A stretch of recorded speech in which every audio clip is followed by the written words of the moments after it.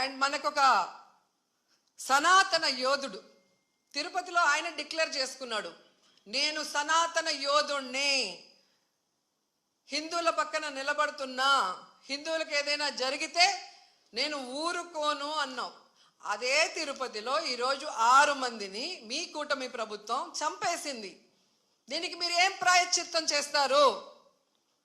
చంద్రబాబు నాయుడుతో రాజీనామా చేయిస్తారా? మీరు బాధ్యత తీసుకొని రాజీనామా చేస్తారా? లేదా చైర్మన్ తో టీటీడీ చైర్మన్తో రాజీనామా చేయిస్తారా? హోంమంత్రితో రాజీనామా చేయిస్తారా? లేదా అందరూ కలిసి కట్టకట్టుకొని రాజీనామా చేస్తారా? మీ అందరి ఫెయిల్యూరే కదా ఇది. నిజమైన సనాతన యోధుడివైతే ఇప్పుడు రా, వచ్చి మీ ప్రభుత్వంలో ఎవరెవరి నిర్లక్ష్యం వల్ల ఇది జరిగిందో వారందరి మీద క్రిమినల్ కేసులు పెట్టించుకోండి. అంతేగాని ప్రమాదవశాత్తు జరిగిందని 194 BNSS పెట్టేసి చేతులు దులిపేసుకోవాలంటే మాత్రం వదిలే ప్రసక్తే లేదు అని కూడా ఈ సందర్భంగా తెలియజేసుకుంటున్నా.